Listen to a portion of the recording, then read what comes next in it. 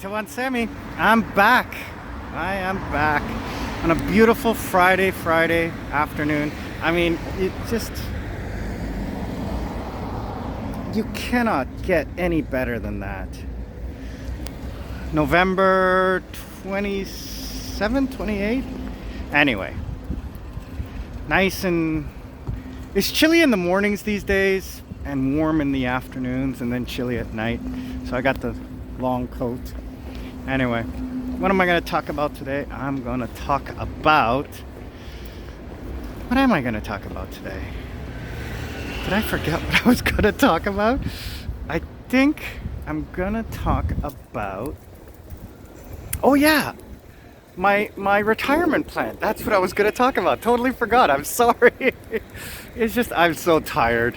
It's been a long week. Keep following, you know, we're the COVID thing. We're the numbers are bad. This video is coming out in about 2 weeks, so it'll be old news as to what's happening this weekend. Anyway, so a lot of people don't know this, but I came to Korea with barely any money. You know, maybe $10,000. After my divorce in Canada, I had to pay off a lot of debt because it was just after the financial crisis of 2007. I had 2 houses, 2 cars, divorced, sold the houses, lost money, had to pay it off, still had money owing. So from the money in my savings, I just paid off the debt. Instead of giving my ex-wife alimony, which would be taxed, I said, I'll pay the debt, your half of the debt, and that's the alimony. It was an amicable divorce. So, you know, I did it that way. As opposed to, you know, her paying half and me paying half, alimony and all of that tax stuff. Plus I wanted to leave the country. So really couldn't do anything unless I paid off that debt.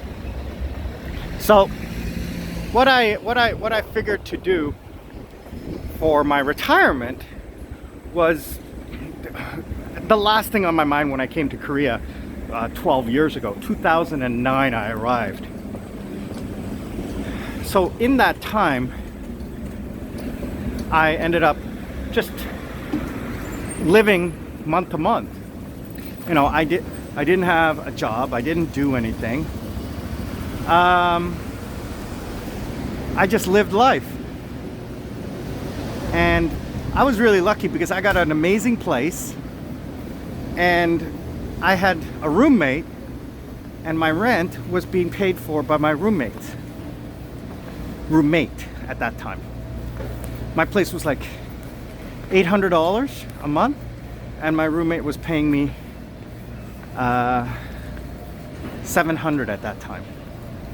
So I was paying, that was all inclusive. So I was paying utilities plus $100 to live in a nice apartment. So anyway, I didn't need a lot at that time, okay?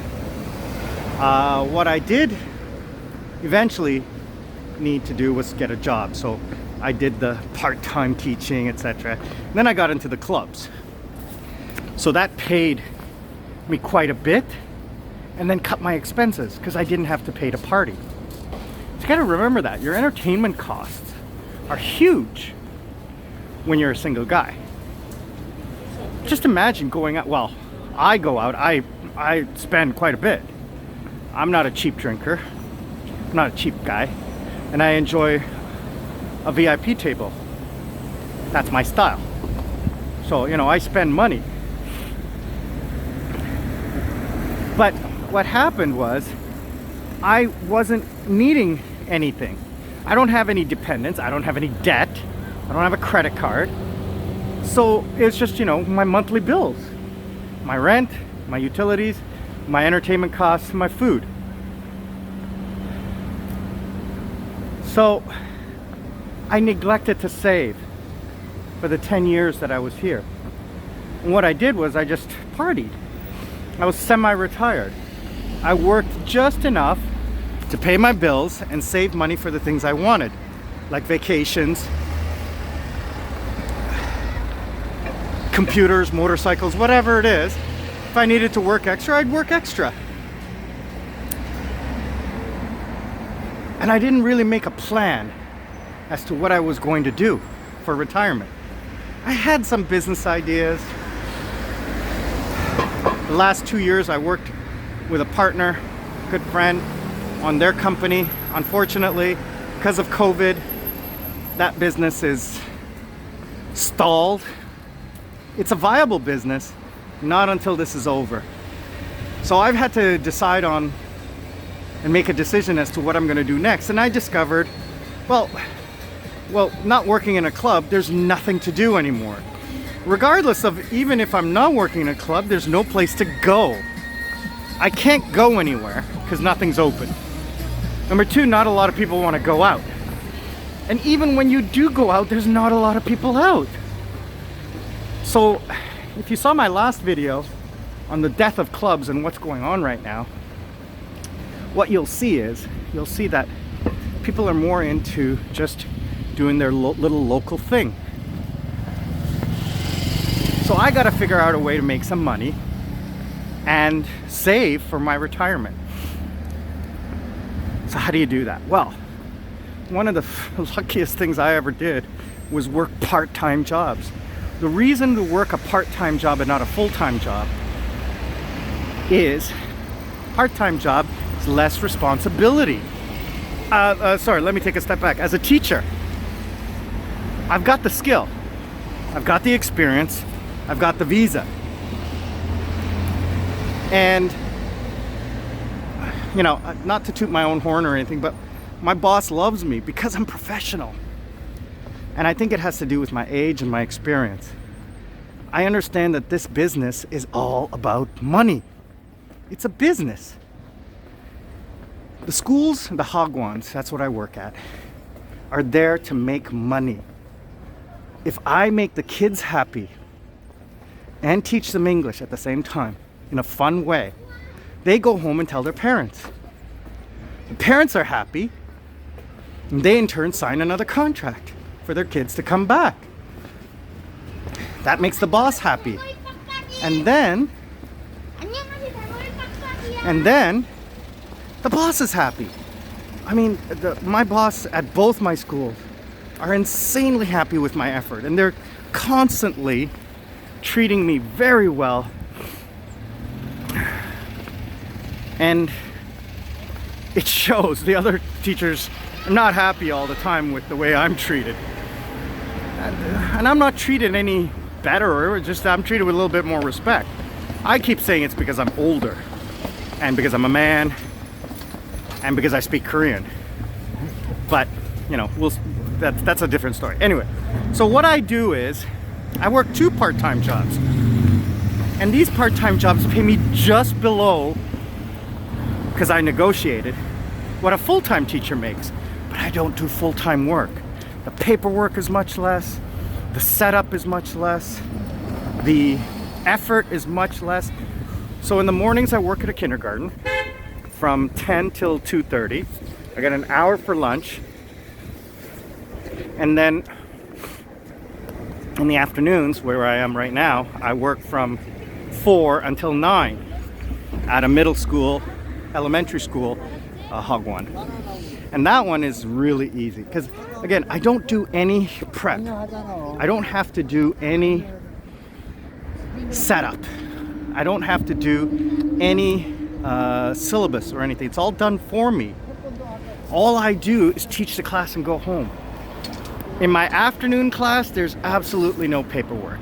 In my morning class, once every 3 months, I have to do a report card. Takes me 30 minutes to do it. It's so easy. Classes are fun. The kids are great. I love it. So anyway, the second job also pays me quite well. So I'm able to save. And then on Saturdays I work as well, part-time, half day, and I'm trying to find something online to do. But my schedule right now is a little bit full because I'm also taking Korean language classes. Sorry, my glasses are fogging up here. Mask. Anyway,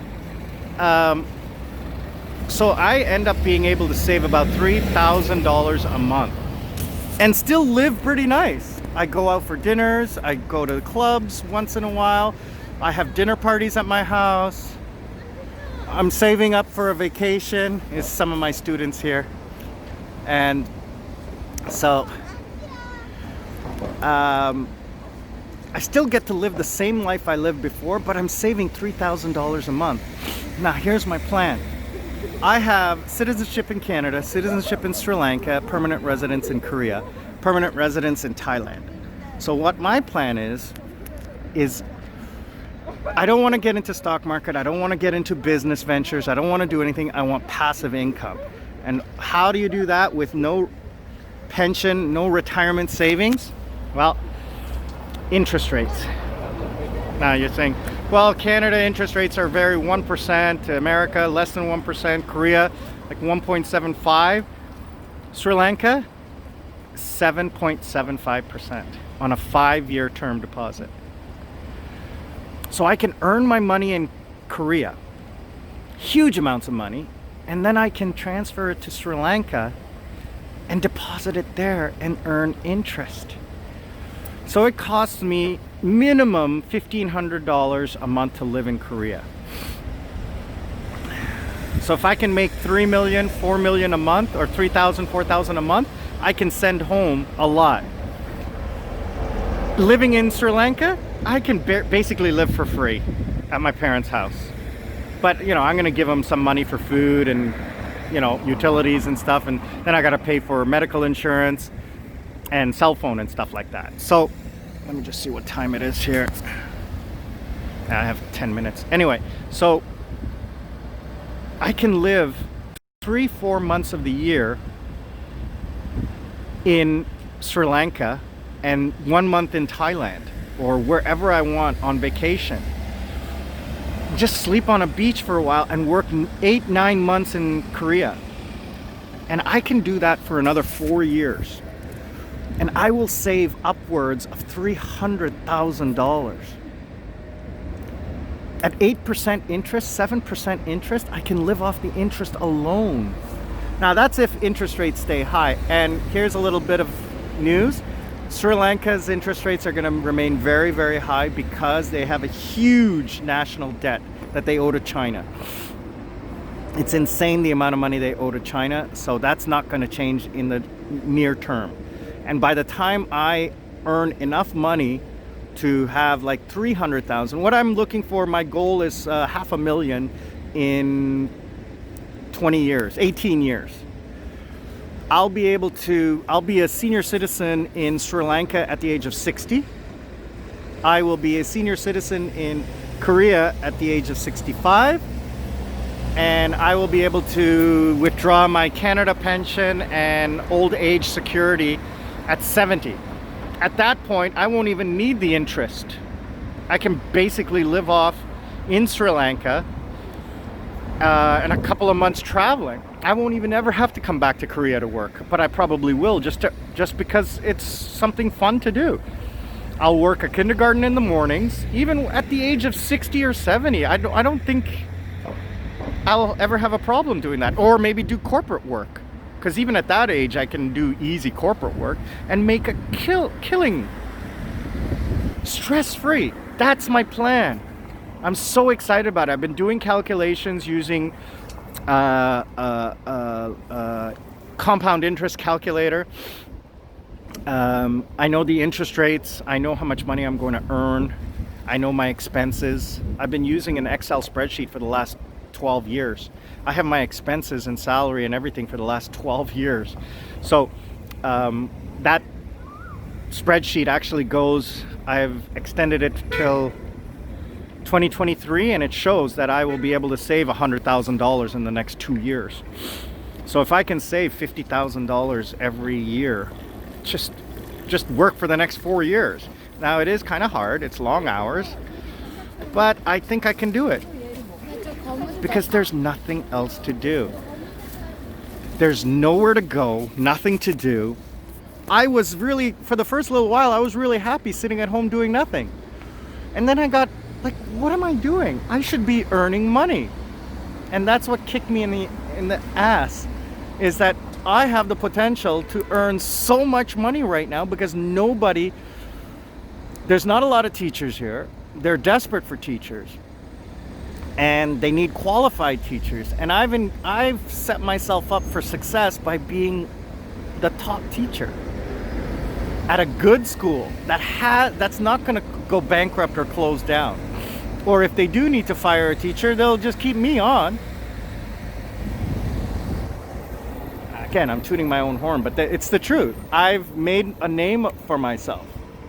You know, I've been told a couple of times by the boss, don't go into the other classrooms or talk to the other kids because you're too popular. The parents are asking, who is Sam teacher? Because my child's teacher is, you know, ABC teacher. But all they do is talk about Sam teacher because he's so funny and so happy, etc., etc., etc. So anyway, that's my plan. I'm really excited about it. Now, I did talk about, you know, how I'm working to save $100,000 in the next 1,000 days. That's something I've set up, but I didn't really have a goal for that. That was more for maybe I was going to do some investing or something like that. But now that I'm thinking about retirement, I'm really, really excited about this to get this started. And, you know, worst case scenario, 2 years from now, I can basically retire in Sri Lanka and never have to work again. And the amount of money that I make, I'll be able to live in Sri Lanka and enjoy that. Another one of my students. This one is one of my little crazy guys. How are you? How are you? I'm good. What's your name? My name is Louis. Louis, how are you? I'm good. And who are you? Jack. Yeah? And how are you doing? How are you doing? I'm good. Yeah? And Did you mask. recording? Yeah, I'm recording. What? Mask, please. Mask. Bye. All right. Bye. Why are you so shy? All right. See you guys later. Those are my students. All right. E217, living life. I'm out.